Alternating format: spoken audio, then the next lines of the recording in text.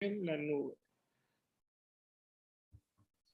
Muy bien, entonces vamos a iniciar nuestro estudio bíblico para el día de hoy y vamos a iniciar con una palabra de oración en el nombre del Padre y del Hijo y del Espíritu Santo. Amén. Amado Padre Celestial, infinitas gracias te damos por tu bondad y por tu misericordia. Gracias te damos, Señor, porque tú nos has llamado y congregado, Señor, a través de tu santa palabra. Tú has obrado esa fe, Señor, salvadora, por medio de tu palabra, Señor, y te pedimos que podamos seguirla atesorando y guardándola en nuestros corazones. Todo esto te lo pedimos por Jesucristo, tu Hijo, nuestro Señor. Amén. Muy bien, entonces, después de haber tenido un largo estudio preliminar sobre los concilios y la iglesia, después de 3 semanas, justamente ya hoy, a un mes de que empezamos este estudio bíblico sobre las marcas de la iglesia, vamos a ver la primera marca de la iglesia.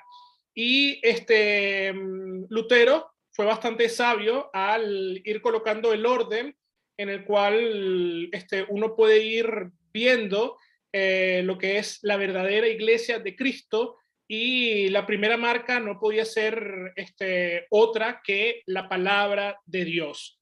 ¿Y por qué digo que no podía haber sido otra que la palabra de Dios? Porque por la palabra de Dios todas las cosas fueron creadas. El universo, cada uno de nosotros fue creado por la palabra de Dios. La palabra de Dios es Cristo mismo. Él es el verbo que se hizo carne, que habitó en medio de nosotros. En la palabra de Dios nosotros tenemos el consejo de Dios. La palabra de Dios es Dios mismo, es su palabra, es santa.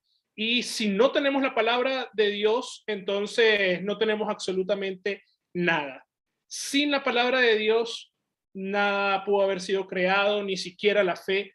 Con la palabra de Dios, aún cuando, por ejemplo, no tengamos un espacio en el cual reunirnos o cualquier cosa, cuando tenemos la palabra de Dios, donde 2 o 3 estén reunidos en torno a la palabra de Dios, ahí está Dios en medio de nosotros. Entonces, la primera marca por la cual uno puede diferenciar la verdadera iglesia de Cristo de las otras o de las sectas es que tienen la palabra de Dios. Los testigos de Jehová, por ejemplo, ellos dicen tener la palabra de Dios. Ellos dicen que nosotros tenemos una versión Reina Valera, pero modificada. Hay algunas cosas que ellos cambian de la palabra de Dios. Y, por ejemplo, yo conocí a una persona que cuando un testigo de Jehová le decía que eso era la palabra de Dios, esa persona decía, no me digas eso, como que se le revolvía el estómago cuando escuchaba a un testigo de Jehová decir que ellos tenían la palabra de Dios. Entonces, Lutero dice, después de haber hablado y dar su concepto de lo que es la iglesia, va a explicar el primer punto o la primera marca. Aquí tenemos en la presentación a Luterito, a Lutero Playmobil, que nos va a estar acompañando a lo largo de todo el estudio, el Luterito Playmobil. ¿Por qué? Porque, por ejemplo, lo que está escrito en la Biblia dice la traducción del Antiguo Testamento y del Nuevo Testamento por el doctor Martín Lutero. Una de las cosas que nosotros tenemos que agradecer tanto a la Reforma como a Lutero es que él trajo la Biblia al lenguaje, vamos a decir así, vernáculo, al lenguaje del pueblo. Pero no nos vamos a adelantar a eso, sino que dentro de un ratito vamos a estar hablando un poquito en cuanto a eso de las traducciones y todo lo demás. Entonces Lutero dice en su escrito, primeramente se conoce al santo pueblo cristiano. Él estaba hablando, venía hablando acerca de que la iglesia era el santo pueblo cristiano, y ahora dice, se reconoce a este santo pueblo cristiano por tener la santa palabra de Dios. Esta es la razón principal y la sublime reliquia santa. Entonces, mantengan un momentico este concepto de, o esta frase que dice Lutero, sublime reliquia santa, porque les voy a hacer una pregunta en cuanto a esto. La sublime reliquia santa, de la cual deriva el nombre santo aplicado al pueblo de Dios. Entonces, el pueblo de Dios es santo porque el pueblo de Dios tiene la santa palabra de Dios. Porque la palabra de Dios, sigue diciendo Lutero, es santa y santifica todo lo que entra en contacto con ella. Hasta es la santidad misma de Dios. En Romanos 1:16, el apóstol Pablo dice, es poder de Dios para hacer, que hace salvo a todos los que creen en ella.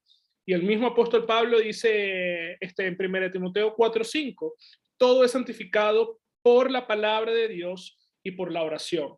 A mí me encanta, por ejemplo, este versículo bíblico, este versículo final, todo es santificado por la palabra de Dios y por la oración. Y eso muestra nuestra vida como cristianos, nuestra vida como creyentes. Todo va direccionado hacia la palabra de Dios. Todo lo que nosotros hacemos debería de la palabra de Dios estar en primer lugar. Entonces, por eso yo hablaba el domingo, mi predicación, sobre este tesoro que nosotros tenemos de las oraciones diarias y que en el catecismo se nos enseña que en la mañana, al levantarse, hacer tal cosa, en la noche, antes de acostarse a dormir, y Lutero tenía estos dos momentos, en la mañana, antes de salir de casa, y en la noche, al acostarse a dormir, él hablaba acerca de que la palabra de Dios iba a estar constante en nuestro día y él iba a santificar nuestro día en sí. El día de reposo, o santificarás el día de reposo, no es un solo día, sino debería ser todos los días de nuestra vida.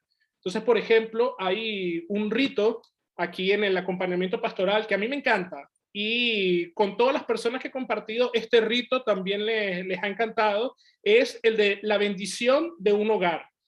No es que vamos por todo el hogar dando o echando agua bendita, sino, por ejemplo, la rúbrica de este rito dice, es apropiado que un hogar cristiano sea bendecido mediante la palabra de Dios y la oración.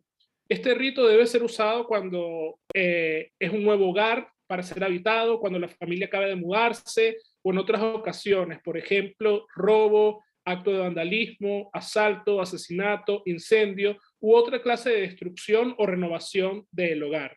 Hay gente que también el rito dice que se puede bendecir anualmente la casa, pero el rito es simplemente una palabra y oración.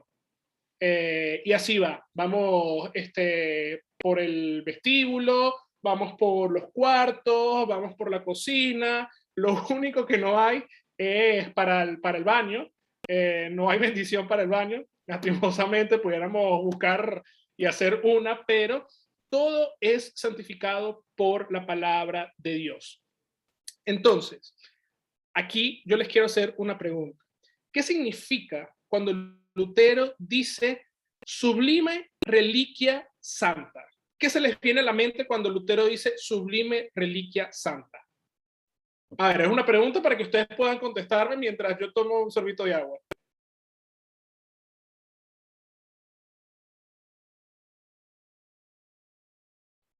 ¿Nadie quiere participar? Sí, a lo mejor lo de reliquia me suena a la lucha que él tenía, ¿no? Con las reliquias católicas, ¿no? Como diciendo, la única reliquia que nosotros necesitamos es la palabra de Dios, que es lo único santo. Claro, claro. Aquí hay un juego de palabras que usa Lutero y vemos que él venía hablando y venía diciendo sobre la iglesia y diciendo que Roma en realidad considera la iglesia que es solamente los papas y los cardenales, pero no el verdadero sentido y el verdadero significado de lo que es la iglesia. Entonces ellos veneraban estas reliquias. Y vamos a decir así, uno de los más grandes coleccionistas de reliquias era el príncipe Federico el Sabio, que justamente era el príncipe que estaba en Wittenberg, y Wittenberg tenía una de las más grandes, vamos a decir así, cosas de reliquia para ser veneradas y para ser adoradas. Y ahorita vamos a entrar, por ejemplo, en el mes de la Reforma.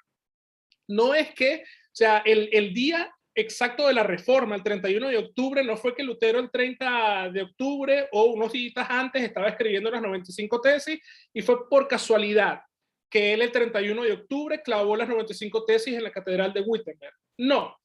¿Qué se celebraba el día siguiente, el 31 de octubre?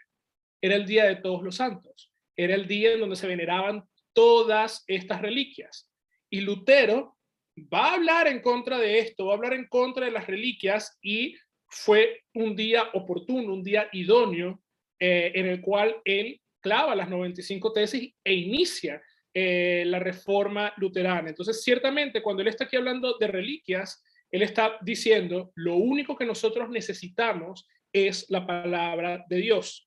Ahí en el escrito de los concilios y la iglesia, hay un pie de página que dice que la palabra aquí, reliquia, viene de un sentido de legado. La palabra reliquia significa en el latín legado, el reliquiare. Es como dejar tras de sí.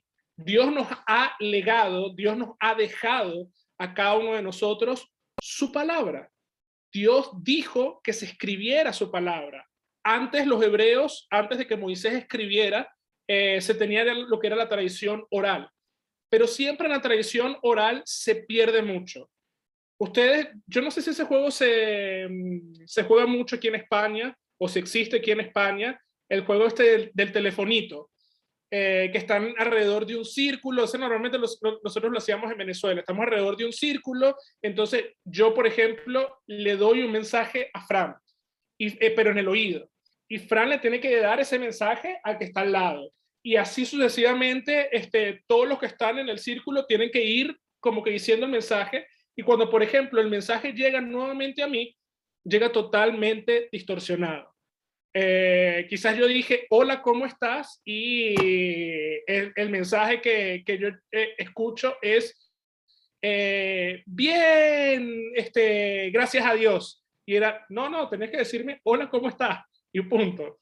Ese era el verdadero mensaje, y porque por la tradición oral se pierde, Dios nos ha legado, nos ha dejado su palabra, que es inspirada. Y vamos a estar viendo eso a lo largo de este estudio. Y fíjense, Lutero siempre va a decir, y en el catecismo mayor, él nos va a enseñar por qué la palabra de Dios es lo más santo que nosotros tenemos. Lutero dice en el catecismo mayor, la palabra de Dios es la cosa más santa de todas las cosas santas.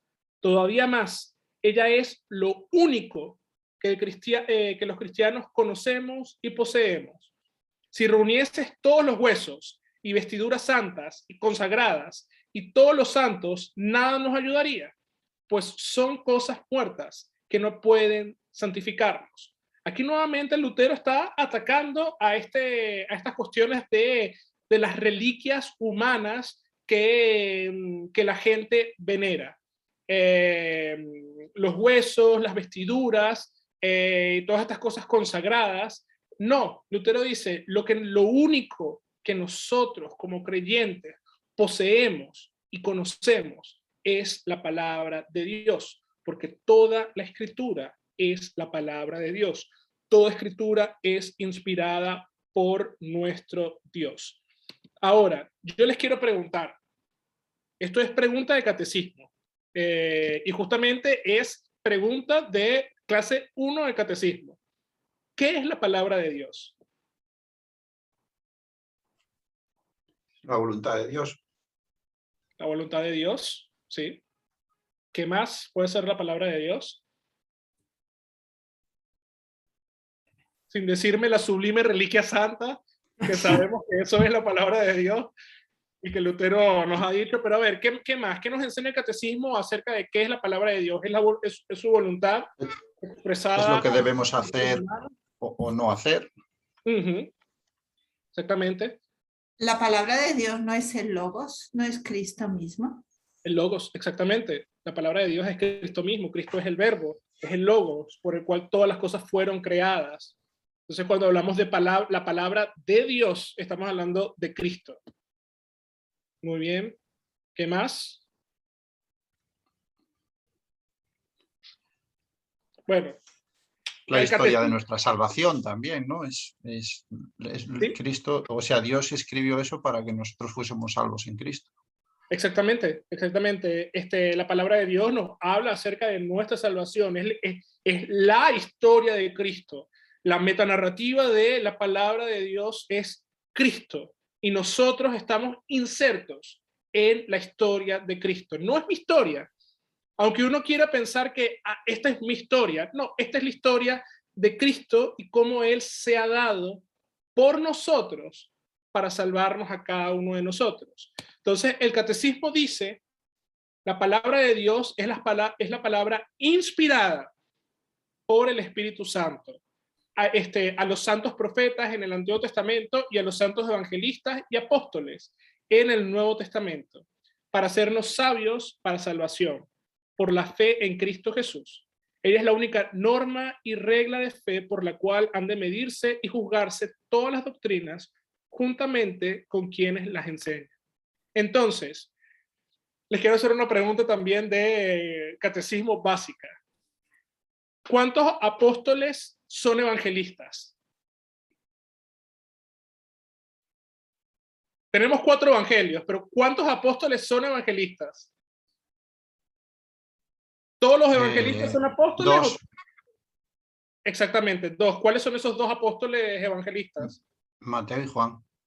Muy bien, porque Juan Marcos y Lucas son evangelistas, pero no son apóstoles. Fueron discípulos de los apóstoles. Juan Marcos se presume que fue discípulo de Pedro después de que abandonara el primer viaje de Pablo, y después cuando quiso volver, Pablo no lo quiso en su equipo, pero después Pablo recapacita y en su carta a Timoteo dice, tráeme mi capote, mis libros, y también trae a Juan Marcos, que es útil, que me es útil en estos momentos para mi ministerio, y Lucas, el evangelista que acompañó al apóstol San Pablo, discípulo del apóstol Pablo.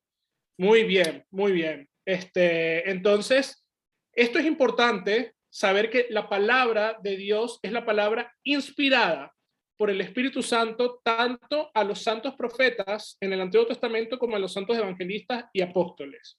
Entonces, para hablar un poco de la inspiración, vamos a recurrir a la misma palabra de Dios, porque la palabra se interpreta a sí misma.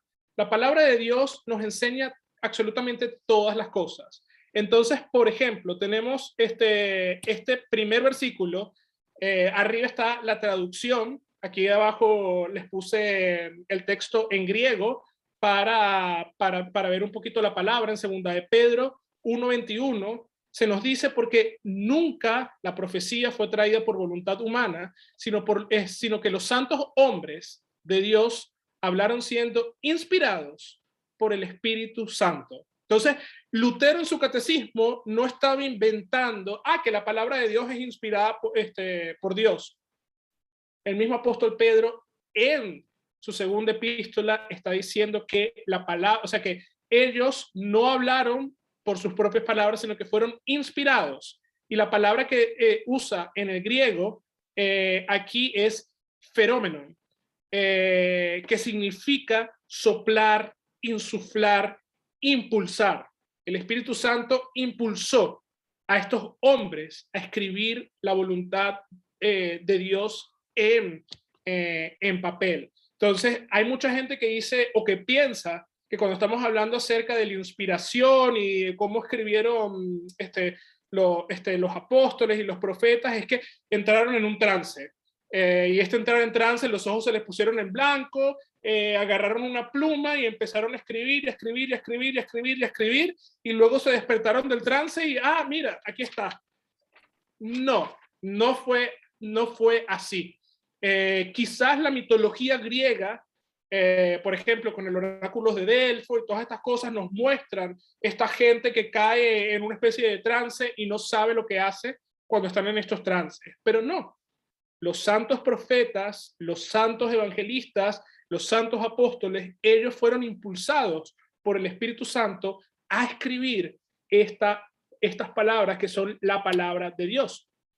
El mismo apóstol Pablo nos dice en 2 de Timoteo, toda escritura es inspirada por Dios y es útil para enseñar, para redarguir, para corregir, para instruir en justicia. Entonces, el término o la palabra que usa el apóstol Pablo aquí ya no es theronemoi, sino es theoneumatos. Theo es Dios, neumatos es espíritu, pero también la palabra neumatos es como soplo, es como aire. De ahí viene, por ejemplo, la palabra neumáticos, de la misma raíz de neumatos, de neuma, es la palabra neumático, viene ahí, que es, o sea, los neumáticos, ¿qué es lo que tienen? Aire, ¿no? Entonces, esta misma palabra, theoneumatos, es el soplo de Dios. Entonces, Dios es como el susurro de Dios aquí al oído de los santos profetas, apóstoles y evangelistas para escribir su propia palabra. Es Dios mismo quien está hablando y los apóstoles están escribiendo la palabra de Dios, que es útil para enseñar, para redarguir, para corregir, para instruir en justicia. Esos son los, vamos a decir así, los dos textos básicos cuando uno quiere hablar acerca de lo que es la inspiración de Dios. Esos textos se pueden encontrar en el Catecismo, en la página A19, cuando habla acerca de qué es la Biblia, están estos textos para hablar acerca de lo que es la inspiración de Dios. Yo traigo un tercer texto que no es en sí un texto que habla acerca de la inspiración, pero sí habla de la razón por la cual Dios inspiró a estos hombres para escribir su palabra. Y es Juan 20:31. Pero estos se han escrito para que creáis. Pisteuonte es el verbo que se usa de pisteuo, creer, para que creáis que Jesús es el Cristo, el Hijo de Dios, y para que creyendo en él tengáis vida en su nombre. Entonces, como decía Fran, la palabra de Dios nos narra la historia de la salvación. Y la historia de la salvación no se puede narrar a expensas de Cristo. Toda la palabra de Dios, desde el Génesis hasta el Apocalipsis, nos habla acerca de Cristo, el Hijo de Dios. Y cuando nosotros creemos en que Jesús es el Cristo, el Hijo de Dios, que es verdadero Dios y verdadero hombre, tenemos vida en su nombre. Entonces, la palabra de Dios es importante porque la palabra de Dios nos enseña todas estas cosas. No podemos saber absolutamente nada. Nosotros no podemos saber quién es Dios si no leemos la palabra de Dios. No podemos saber quién es nuestro Señor y lo que ha hecho si no escudriñamos la palabra de Dios. Es por eso que en la liturgia se lee la palabra de Dios. Está la liturgia de la palabra, donde se lee la palabra de Dios, y el pico máximo, vamos a decir así, el punto máximo en la liturgia de la palabra de Dios, ¿cuál sería? A ver, esto es una pregunta que a mis catecúmenos yo siempre les hacía, y ellos me supieron contestar bien. ¿Cuál es el punto máximo en la liturgia de la palabra?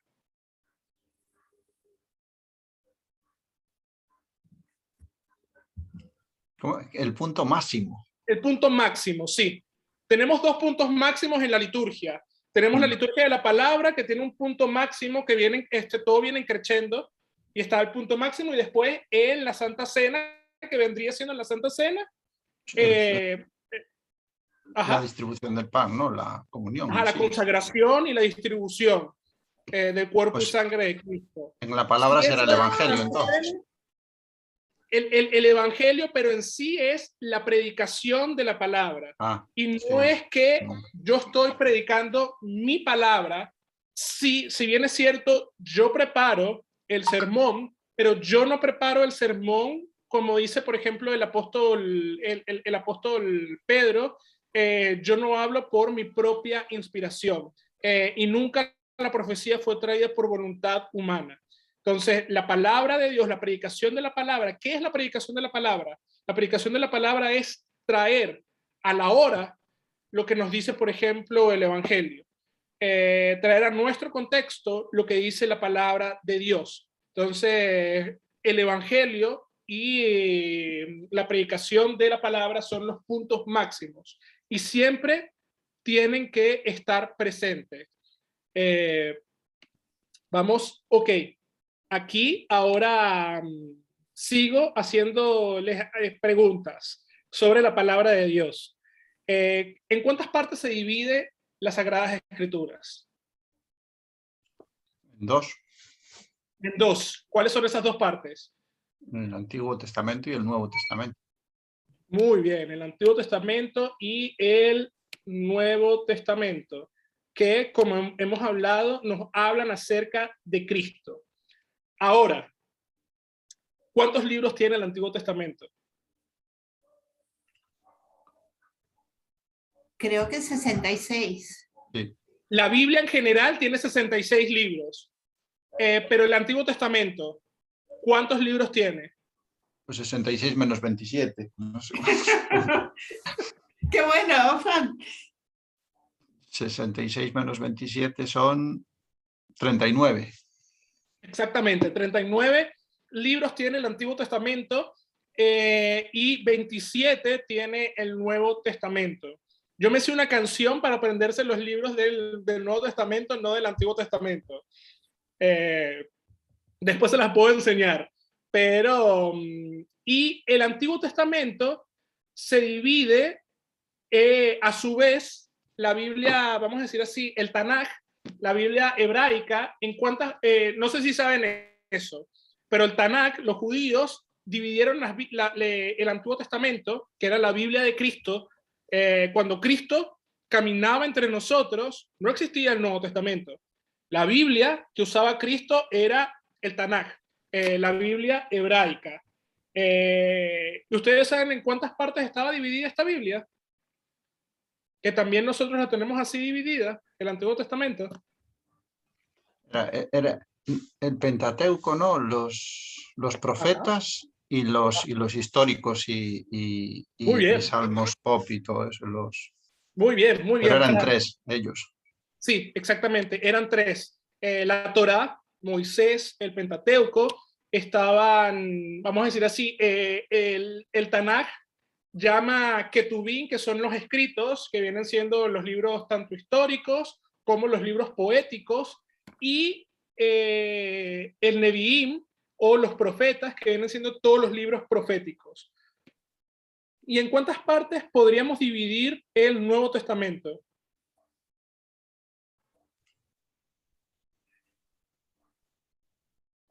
Serían dos, ¿no? Los evangelios y las epístolas. Muy bien, exactamente. Los evangelios y las epístolas. Aquí también, por falta de espacio, vamos a decir así, las epístolas también las podemos dividir en dos.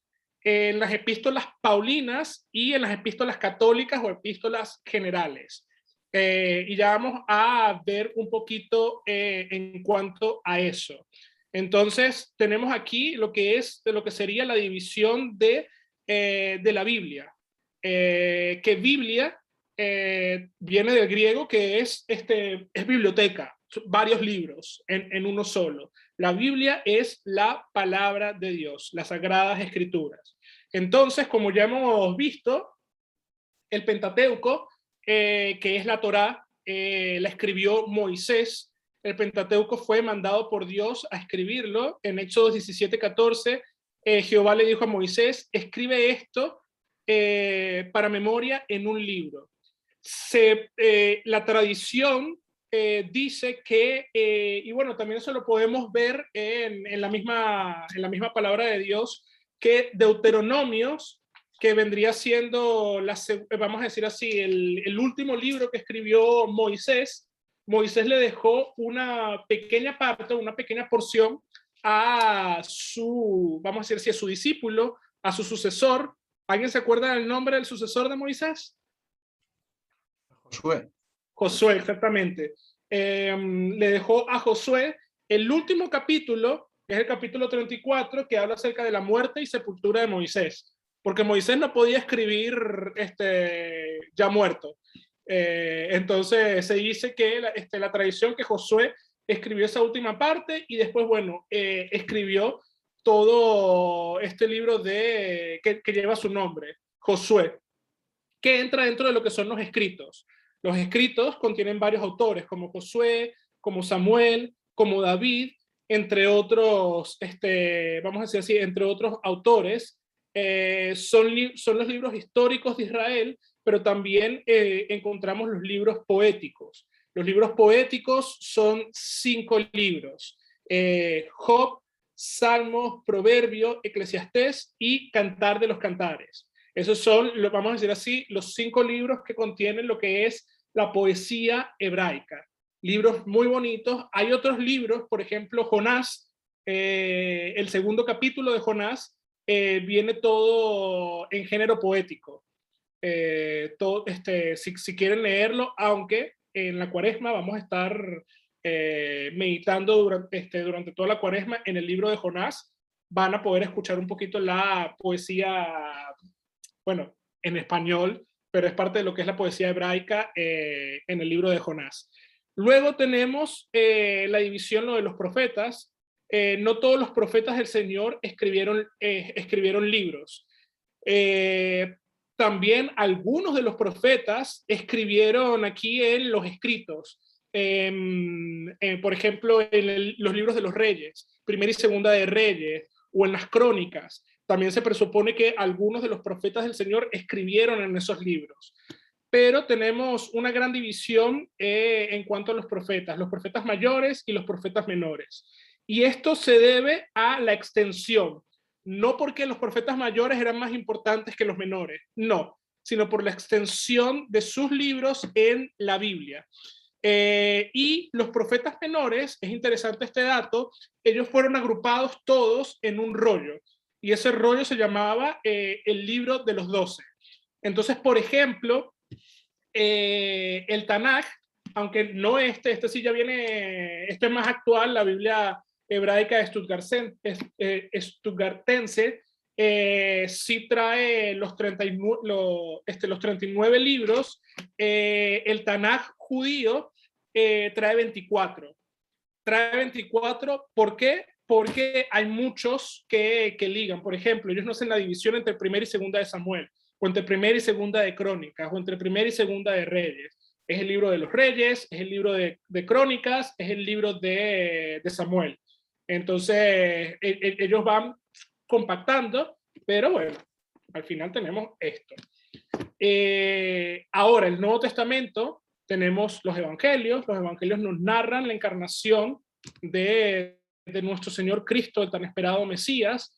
En los evangelios se revela todo lo que el Antiguo Testamento, todo lo que estuvieron hablando los santos profetas en el Antiguo Testamento, hablan acerca de la vida de Cristo, su pasión, su muerte, su resurrección, y culmina con la ascensión de nuestro Señor. Entonces tenemos un libro que, vamos a decir así, es como que la continuación de los evangelios, que vendría siendo Hechos de los Apóstoles. Hechos de los Apóstoles fue escrito por el mismo autor del Evangelio según San Lucas. Tenemos las epístolas paulinas o el corpus paulino, que es el corpus que tiene más extensión en el Nuevo Testamento. El apóstol San Pablo fue el que escribió más cartas a las iglesias, también cartas pastorales, cartas personales a Timoteo, a Tito. Esas son las 3 cartas pastorales. Y tenemos las cartas también de la prisión. El Corpus Paulino nos enseña la obra del Espíritu Santo en su iglesia, y siempre el apóstol Pablo va a apuntar a Cristo y a este crucificado. Las epístolas generales o las epístolas católicas también son escritas por los apóstoles. En las epístolas generales encontramos el corpus juanino. Juan, aparte de escribir su evangelio, él escribió 4 cartas más, primera, segunda y tercera de Juan. ¿Y cuál fue la última carta que escribió el apóstol? Apocalipsis. Exactamente, el Apocalipsis. También tenemos a el apóstol San Pedro, el apóstol Santiago, a Judas, que escribieron epístolas. Y bueno, aquí les puse que tenemos otro escrito importante, Hechos de los Apóstoles, donde se narra la obra de la Iglesia de Cristo. Pero también hay un libro en el Nuevo Testamento del cual no se conoce quién fue el autor en sí. Sabemos que el autor de todas las Sagradas Escrituras es el Espíritu Santo, el que inspiró a estos santos a escribir la palabra de Dios. Pero, por ejemplo, el libro a los Hebreos, no se conoce quién fue el autor humano que lo escribió. Muchos presuponen que fue Pedro, por la forma en que está escrita, o algún discípulo del apóstol Pedro. Otros dicen que fue el apóstol Pablo. Simplemente sabemos que, y nosotros decimos, el autor a los Hebreos. Es un misterio que pudiéramos anotar y cuando estemos en la presencia de nuestro Señor decirle o buscar a Pedro y a Pablo y decirle, mire, ¿quién de ustedes escribió la epístola? Y quizá ellos nos dirán, ninguno de nosotros fue. Entonces, la alta crítica, los hombres con su razón, por ejemplo, han dicho que Isaías no pudo haber escrito lo que iba a ocurrir 70 años con todo lo de la cautividad y cómo fueron librados de la cautividad y todo eso, sino que fue la escuela de Isaías quien terminó de escribir el libro del profeta Isaías. Eso es términos de la razón humana. Nosotros como cristianos, como creyentes, creemos, enseñamos y confesamos que el profeta Isaías escribió inspirado por el Espíritu Santo, y los profetas, parte de los profetas, Dios les revelaba lo que iba a suceder para que ellos pudieran predicar en cuanto a eso. Por ejemplo, Dios le dijo a Jonás que Nínive iba a ser destruida por su pecado. ¿Y cuál era el trabajo de Jonás? Ir a Nínive y predicar en contra de Nínive, predicar para que se arrepintieran de su pecado. Entonces, Dios le dijo eso a Jonás y Jonás como profeta fue a decirlo. Pero nosotros no nos dejamos llevar por la razón humana, sino nos dejamos llevar por la fe, por lo que el Espíritu Santo dice en su santa palabra. Entonces, vamos a hablar un poquito en cuanto a lo que Lutero dice en el escrito. Tomé algunas frases para hablar acerca de lo que es el efecto de la palabra de Dios. Aquí nos sigue acompañando Luterito en nuestra presentación. Lutero dice en los concilios de la iglesia, porque el mismo Espíritu Santo es el que se vale de ella, o sea, de la palabra de Dios, para ungir o santificar a la iglesia. Entonces, ungir, cuando se ungía, por ejemplo, a reyes o a profetas, era apartar, se denotaba el carácter de dignidad.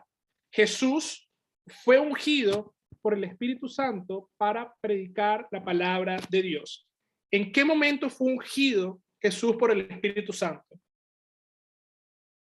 A ver si se acuerdan. Un evento importante de la vida de Jesús.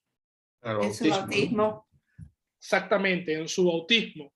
Y después de su bautismo, ¿qué es lo que pasa? Jesús va al desierto para ser tentado. Y cuando regresa de eso, va a la sinagoga, como todo buen judío, y Lucas 4 nos explica qué es lo que hace Jesús. Agarra el rollo, lee el rollo y dice, esto se ha cumplido hoy en medio de ustedes. ¿Y qué fue lo que leyó Jesús? El Espíritu de Dios me ha ungido para que predique el año agradable de Dios, para que le dé vista a los ciegos, y todo eso es lo que Jesús hizo. Nosotros somos ungidos también como cristianos el día de nuestro bautismo para también escuchar la palabra de Dios y proclamarla en medio de nuestras vocaciones. Por ejemplo, ustedes no han sido llamados para predicar la palabra de Dios en público. Y cuando hablo en público, estoy hablando en los servicios divinos y todo eso, pero en medio de sus vocaciones, en medio de su vocación como padres, como esposos, como trabajadores, ustedes pueden predicar y ustedes pueden proclamar la palabra de Dios porque han sido ungidos y han sido santificados, han sido apartados por la palabra de Dios, por el Espíritu Santo, para poder predicar esto. La Iglesia de Roma habla acerca del ungimiento como, por ejemplo, un sacramento. Y si ciertamente es algo sagrado, en estos días, el sábado, empecé a ver una serie que se llama The Crown y habla acerca de la monarquía inglesa, y uno de los capítulos que me encantó fue el capítulo de la coronación de la reina, y estaban en este debate de si podían poner cámaras para transmitir en vivo y en directo toda la ceremonia vamos a decir así, de coronación.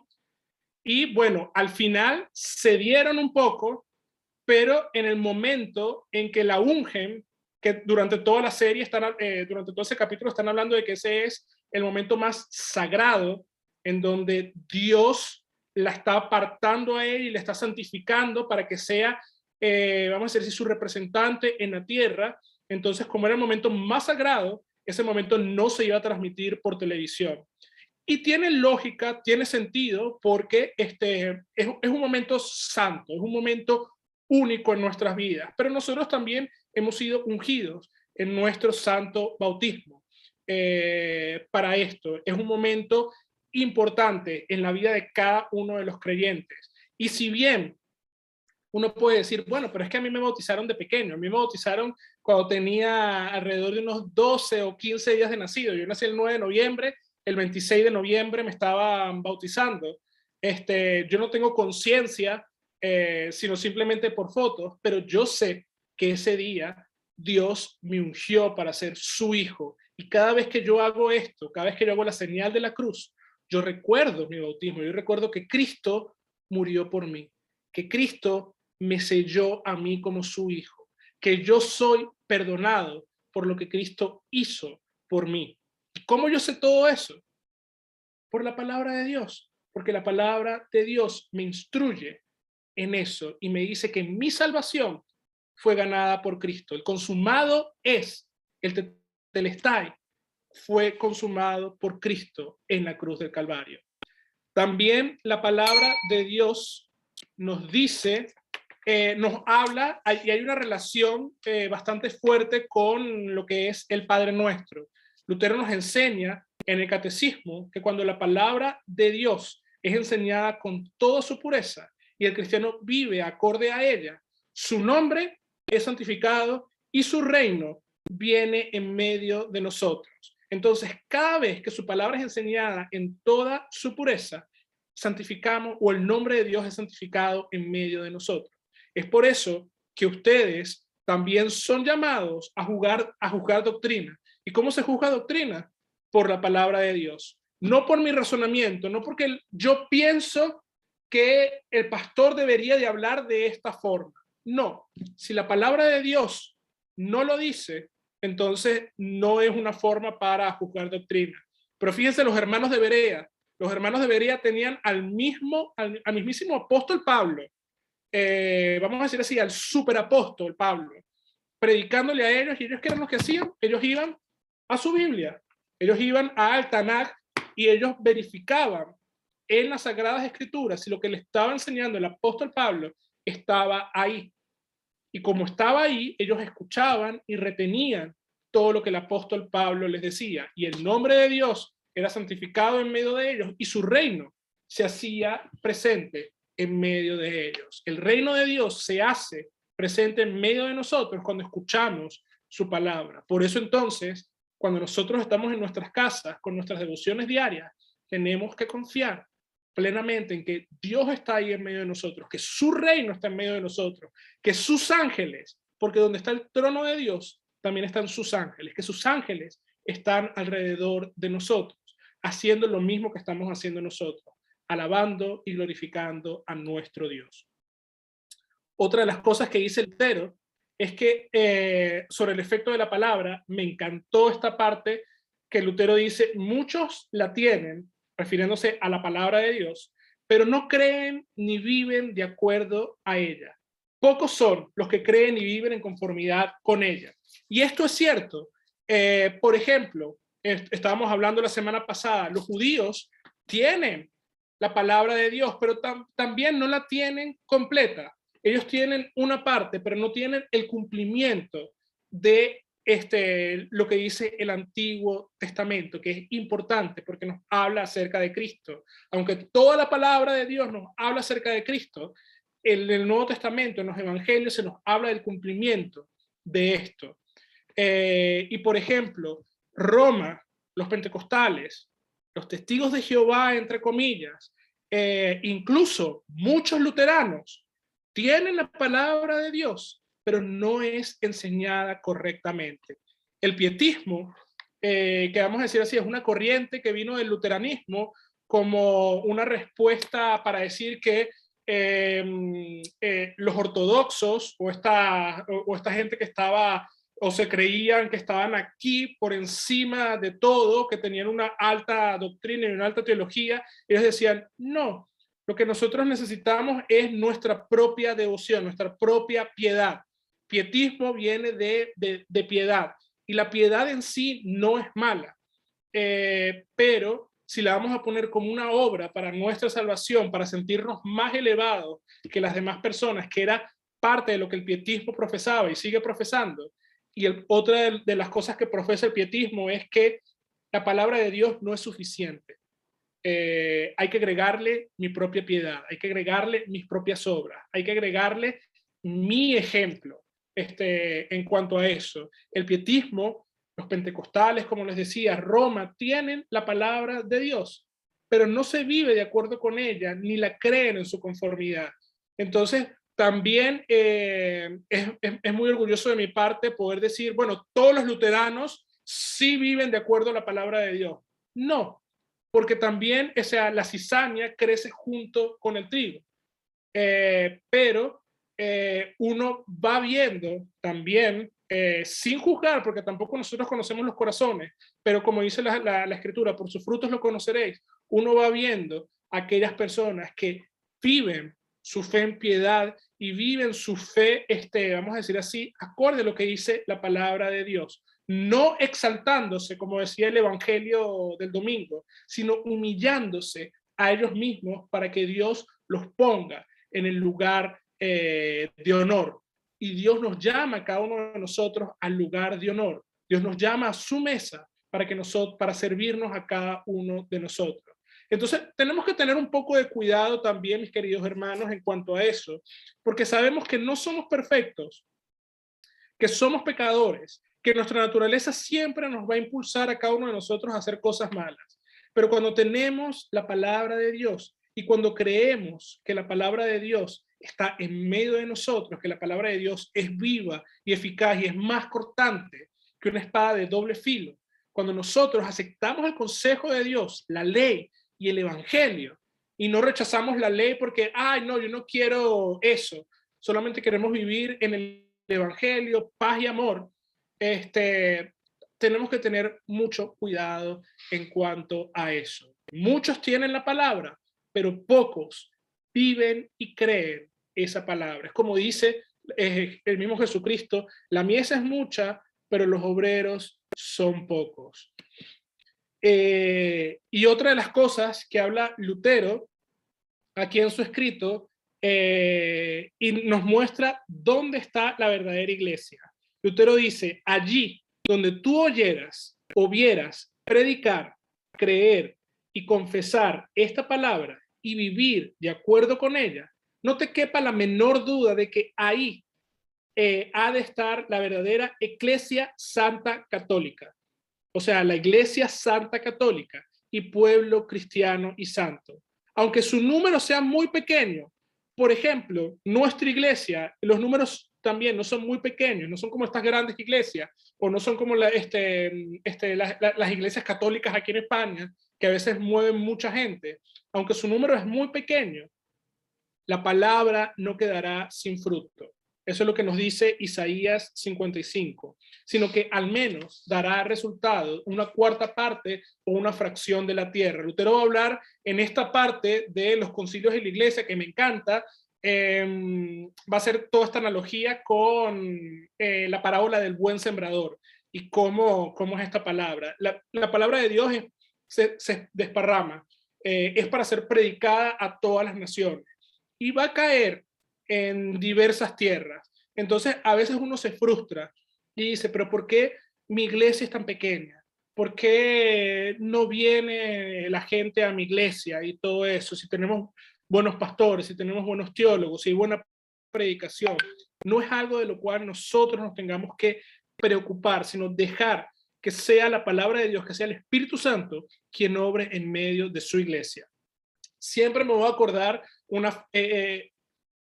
frase de un pastor, amigo mío, profesor mío, que él tomaba esta frase de Lutero, que decía que después de predicar, Lutero iba a su casa, se sentaba y se tomaba una buena cerveza. Lutero era un buen bebedor de cerveza, él se tomaba su cerveza y él decía, bueno, ya yo hice lo que tenía que hacer, siervo inútil soy, predicar la palabra de Dios, ahora yo voy a dejar que el Espíritu Santo sea el que obre en los corazones de cada una de esas personas que han escuchado.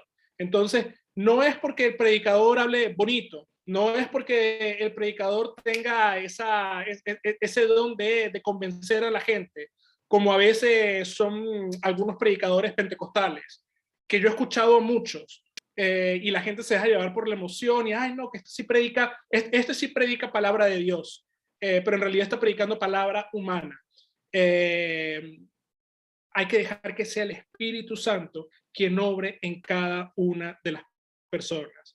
Entonces, hemos llegado a la mitad del estudio de lo que es la primera marca de la iglesia, que es la palabra de Dios. Yo me voy a tomar el atrevimiento en todas las demás partes, porque a veces Lutero escribe solamente un parrafito, pero también para repasar temas del catecismo y de lo que nosotros como luteranos creemos y enseñamos y confesamos, que creo que es importante. Entonces vamos a dejar el estudio hasta aquí. Para el día de hoy voy a pausar la grabación y si tú tienes alguna pregunta o algún comentario que quiera hacer en este momento,